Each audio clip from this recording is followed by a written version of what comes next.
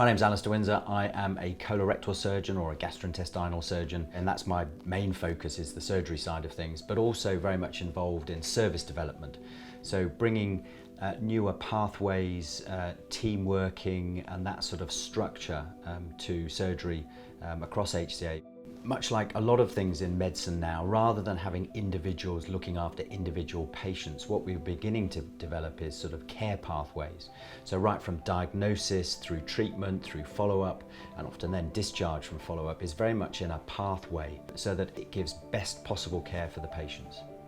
ERAS is enhanced recovery after surgery, and the principle of that is that rather than simply concentrating on an operation, you're actually concentrating on the whole patient pathway. And the patient pathway is right from diagnosis, it's before the operation, making sure the patients are fit and well, it's the bit during the operation, and clearly it's the bit afterwards for the recovery. And the idea being that if we get all of those bits right, that patients get better more quickly. I think patients were almost taken out of decision making in surgery for a long time, and that things went on that they really didn't understand and didn't know about. So very much putting that back to the patient and empowering the patients, explaining everything to them. So the most important bit, even before you do the operation, is to prepare the patient. Make sure they're physically fit and well, make sure that they're medically fit and well, and make sure that they're kind of psychologically ready to undergo the process and the journey. So that bit's hugely important. There are lots of bits to it. So you need physiotherapy, you need dietitians, you need pharmacy, you need specialist nurses, nurses on the ward, so that all of those people play a role in making sure that each of those steps within the pathway are taken care of. And again, it's an accumulation of all of those little bits, a bit like professional sports. Getting all the individual little bits right actually makes a huge difference in the end. The most important thing you can do as a patient for yourself is to make sure you're as fit as possible and as well as possible coming in for your operation. So it's really important that we empower you to do the best for yourself coming in for your surgery, because that means that the fitter you are coming into hospital, the better outcomes you will have after your operations, and the quicker you'll be able to go home and resume your normal activities. If you smoke and drink alcohol, then we would like you to try and stop smoking. We'd like you to reduce your alcohol intake also, because those have shown that they can cause complications after surgery. We'd like you to eat healthily, and we'd like you to keep yourself as relaxed as possible emotionally. And if you need any support with any of those things, you can contact us as your healthcare team. Normally you'll see the pre-assessment team here. They will go through again some of these issues about, any heart troubles, any chest troubles, any tablets that you're on, to make sure that's all right. They'll take some blood tests. So all of that takes place before you come into the hospital. Nowadays, we normally admit you on the day of surgery. There's no need to admit you beforehand unless there's a very specific reason. So you come in early on the day of surgery. Patients often worry about the fact they're coming in early. You come in early because there's lots of things to do before the operation.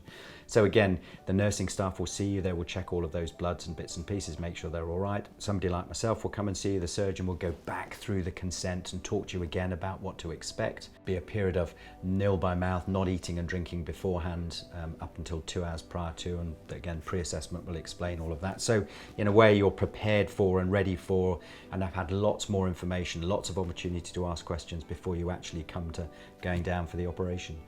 So it's a very protocol-driven, very organised, very safe way to get you ready for your operation, and lots of time to ask questions and lots of time to make sure that you understand.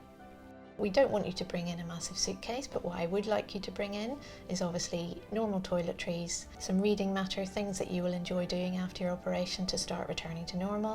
And I'd like you to bring in some of your own clothes as well, some loose, comfortable clothing like a t-shirt, tracksuit bottoms or shorts that you can move around in easily.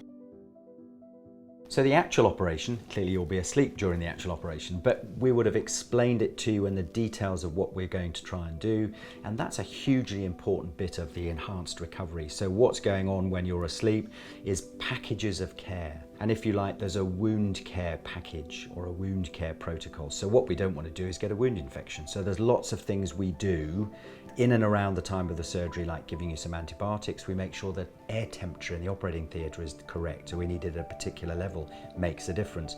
We make sure that your oxygenation is correct, because again, having your oxygenation a little bit above what you'd normally expect reduces your risk of having a wound infection. What the anaesthetist is doing is controlling fluids, not only keeping you asleep, but controlling fluids, preparing pain relief before you've even finished the operation. So there's lots of bits of care that are going on, and again, protocol driven to make sure we do the very best, gold standard care when you're asleep. And once you have recovered sufficiently, in other words, you're awake and everything's okay, then back up to the ward to start that post-operative bit of the enhanced recovery. You'll have your blood pressure checked regularly. You'll be looked at by the nurses and the doctors after surgery to make sure everything's going in the right direction. Ideally, hopefully, as soon as you've woken up and are feeling well, we'll be able to let you start drinking after the operation. And then something maybe light to eat the next day after your surgery, or possibly that evening. We'll want you to see the physiotherapist as soon as possible after the surgeries. So the sooner you get up and mobilising, the better for your recovery. So we have some basic standing exercises that we sort of get most of our patients to do, and it's a lot about getting your legs moving, building up the strength in those. Here we've got some bars that we can stand on and do. So we hold on to the exercise bars, get you moving your legs, sort of marching on the spot, mini squats, up and down with your feet. And if you have stairs at home, we'll do the stairs with you once you're sort of ready or once you feel able to. If you aren't sure about what you can and can't do, we can always give you sort of written information. We can provide you with sort of an exercise sheet on what to do and how to progress, or we can direct you into sort of booking into additional physio later down the line. The more you get up and get moving, the more you try and do for yourself, ideally the better it is for you post-op. Very soon after you've woken up after the operation, we'll let you start to drink fluids. If you're able to tolerate your fluids, you may be allowed something, a soft diet later on that evening or the following morning. Most people can progress to quite a wide variety of diet after the surgery in the long term, but in the short term, the dietitian would advise on a lower fibre diet to start off with to prevent any excessive stimulation to the gut. That lower fibre diet you should be following for about 2 to 3 weeks, unless otherwise specified by your surgeon. Most people can get back onto eating a relatively normal diet in 3 weeks to a month's time, depending on your recovery.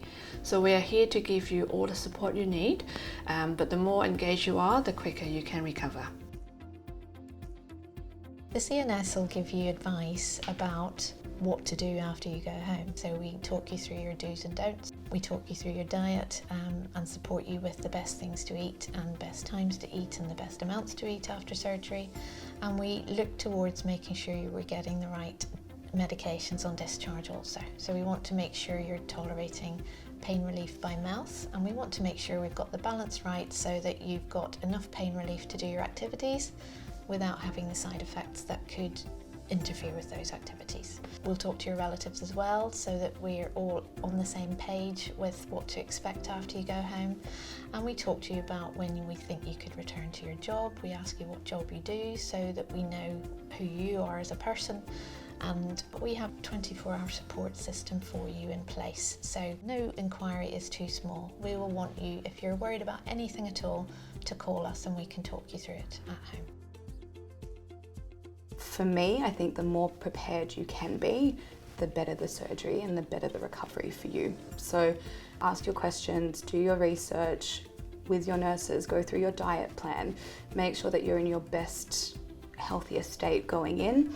It's very important to have daily goals, and I think this is something that this pathway really encourages, but adds to your nurses. And for me, I loved that. It just meant that it was right in front of me, and the nurses were also so kind. I felt so supported. I think I've always approached my diagnosis as this is a team. So I refer to myself as like the CEO of Project Susie. And you have your surgeons, you have colorectal nurses who are massively supportive in getting ready for the surgery and equipping me with that information. But there are so many people that are looking after you. So then it's physios who are getting out of bed. It's dietitians. It's definitely a team. They are all there working together to work on your project. So yeah, just trust them, and they are your team and they're there to support you.